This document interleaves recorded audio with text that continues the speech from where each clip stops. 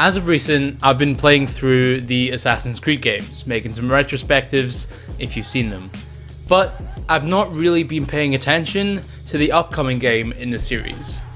With the announcement of Assassin's Creed Valhalla, I was very talkative about it. But since then, I've kind of fallen back on all the information that we've got. And surprisingly, it's been quite a lot. Bars. So I figured with us having to wait another month for gameplay, like real gameplay, not a gameplay trailer, that I might as well wrap up all the information we know about Valhalla so far into a single video. Before we start, I just want to say it would really help me out if you could hit like, and if you're new here, make sure to subscribe. And with that being said, here is everything we know about Assassin's Creed Valhalla.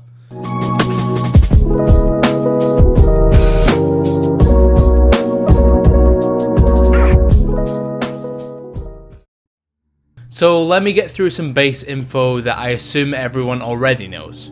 Obviously the game is set in the time of Vikings, in the late 800s AD, with the early sections taking place in Norway before the player makes their way to England, and it will be continuing the RPG formula of both Origins and Odyssey.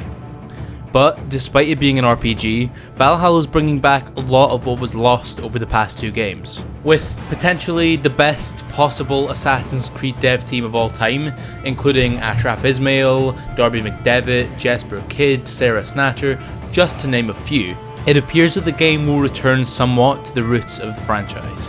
This idea first came about with the early news of the reintroduction of social stealth, a feature that the community's been craving to return for years. The RPG elements that made Odyssey such a disaster, specifically the dual protagonists, is also gone, with the story of Eivor being a singular one, despite the player having the choice of male or female. The systems of progression too are greatly improving, removing the agonizingly tedious grind that Odyssey presented, destroying the progression walls that the last game used as an incentive to buy microtransactions.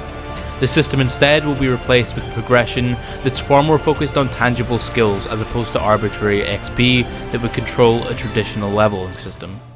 One of, if not the most important new gameplay structure though, is the settlement system, which seems like a perfect spiritual successor to the likes of the Monteriggioni Villa and Davenport Homestead. This system will actually play a major role in the game's narrative, unlike say the train in Syndicate, and will instead be, to quote Ubisoft producer Julien Laferriere, will be at the centre of our quests and the centre of the decisions you make. The settlement, instead of simply being a starting point, will be your home throughout the game, as you constantly return to and upgrade the settlement, being able to build blacksmiths, barracks, and tattoo parlours, a new element of customization which goes along with hair customization as well as individualised pieces of armour and clothing which, supposedly, are never going to be duplicated throughout the world.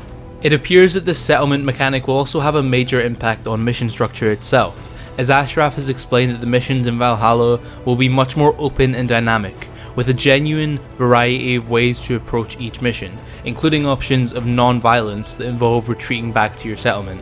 The biggest news, however, at least in my opinion, is the long-awaited explanation from last year of what Ubisoft said, claiming that they wanted to create a unity inside an Odyssey. This was a statement they made at the end of 2019, a statement which a lot of people misinterpreted. Most thought that it would mean Ubisoft would attempt to create numerous 20-hour stories within their games, different quest lines with different outcomes. But instead it appears that what they mean by this is that they want to create a single Unity-style, narrative-focused, more linear game within the massive world of Odyssey, or in this case, Valhalla. Essentially, this means that the story of Assassin's Creed Valhalla will be possible to completely play through without interacting with anything else in the game. Now, obviously, removing a massive chunk of the game and just playing through the story and nothing else isn't ideal, but the option to do it is a breath of fresh air. Odyssey, and even Origins to a certain extent, are games with very little replayability without the use of New Game Plus, as their main stories are essentially incompletable without spending 100 hours on uninspired side missions and repetitive fort assaults.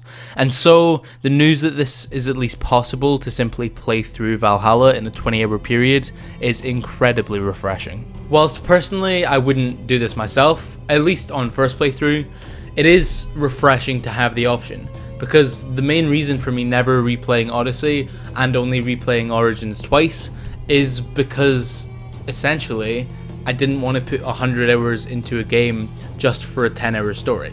The combat of the game seems to be fairly similar to that of Origins, this time with a significant increase on the variety of weapons, from dual wielding axes to actually being able to use shields again.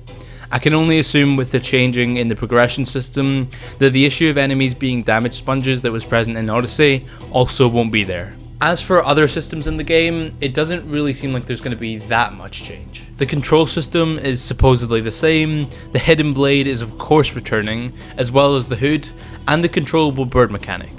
Eivor can also actually interact with the world, sitting on benches, going to bed, and finally, we can do some assassin fishing. To be honest, since 2007, this is the only feature I've wanted in an Assassin's Creed game. It's like, who doesn't want to just go sit on the docks, listen to the birds chirp, do some fishing, cam vibes. As for the launch itself, it's reported to be dropping on October 15th, although Ubisoft themselves haven't confirmed this date.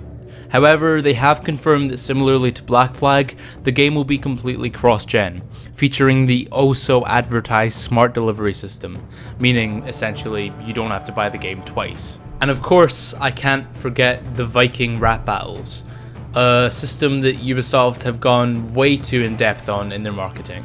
Overall, I have to say that my views on this game have completely flipped on their head. My initial reaction to the CGI trailer was one of complete disappointment, probably due to some kind of PTSD from being let down by this franchise so many times before. But to say the least, this game is shaping up to be one of the best in the entire series.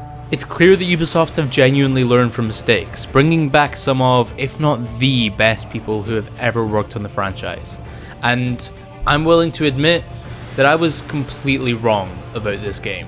I do still believe that the game's story is going to be very similar to Black Flag. I do still believe that Ubisoft's marketing for this game has been absolutely abysmal. But at the same time, none of that really matters, because at the end of the day, the game itself is shaping up to be incredible, potentially reviving the series and creating a true identity that the franchise has lacked for nearly a decade. Of course, we have to wait until the gameplay demo of this game drops to make a full, real judgment of it. But from everything we know so far, from everything we know about Darby McDevitt, Ashraf Ismail, and the team working on the game, it's shaping up to be the best thing Ubisoft has put out in a long, long time. Thanks for watching. If you did enjoy, it'd really help me out if you could hit like, and if you're new here and want to see more content like this, make sure to hit subscribe. Whilst you're down there, feel free to comment down below and tell me what you think of Assassin's Creed Valhalla. Are you excited for it, or do you think I've gotten my hopes way too high? With that being said, I've been Joe, aka Found a Scarab, and I'll see you in the next one.